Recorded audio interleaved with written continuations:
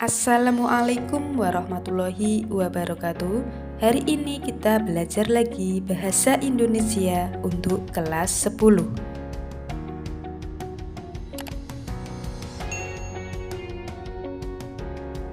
Materi yang kita pelajari yaitu bab 3, teks anekdot. Perhatikan cerita berikut ini, yaitu dialog antara Amar dan Amir. Mir, ternyata banyak politisi di negeri kita yang sudah kaya raya. Kalau masalah itu, aku juga sudah tahu, Mar. Saking kayanya mereka, sampai mampu memiliki baju termahal di Indonesia. Hah? Baju termahal di Indonesia? Baju apa itu? Ya, apalagi kalau bukan baju tahanan KPK. Kok malah baju tahanan KPK? Iyalah. Coba saja kamu pikir, seorang politisi minimal harus mencuri uang negara 1 miliar terlebih dahulu, baru bisa memakai baju tersebut. Oh, maksud kamu gitu toh, baru ngerti aku.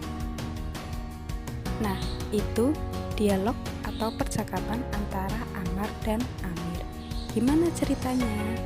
Lucu kan? Atau menggelitik? Dan pastinya di dalamnya mengandung unsur kritikan. Nah, contoh cerita tersebut merupakan contoh teks anekdot. Teks anekdot yang berbentuk dialog atau percakapan. Ada juga teks anekdot yang berbentuk narasi atau cerita, yaitu bentuknya paragraf. Sekarang kita simpulkan pengertian teks anekdot. Teks anekdot adalah cerita singkat yang di dalamnya mengandung unsur lucu dan mempunyai maksud untuk melakukan kritikan.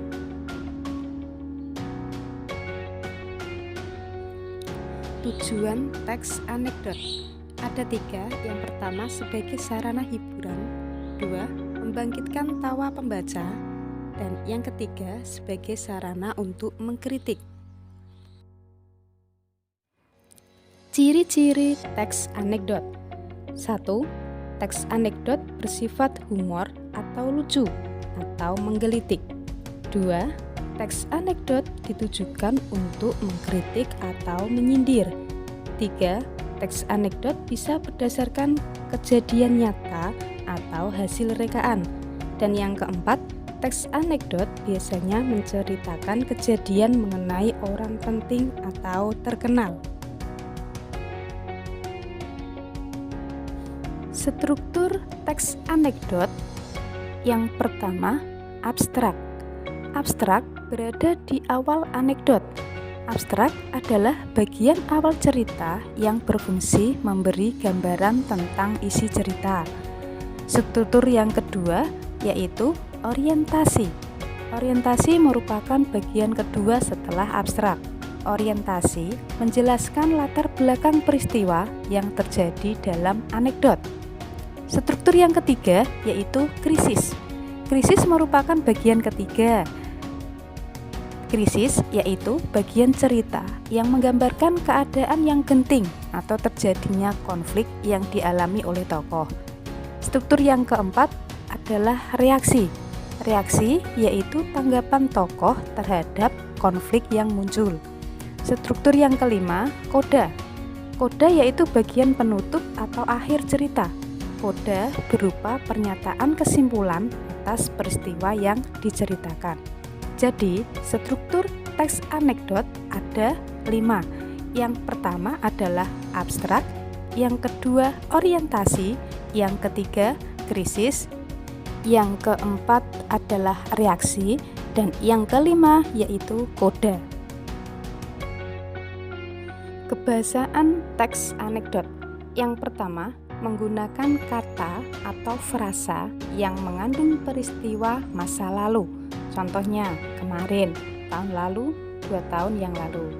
Terus yang kedua, menggunakan kalimat retoris.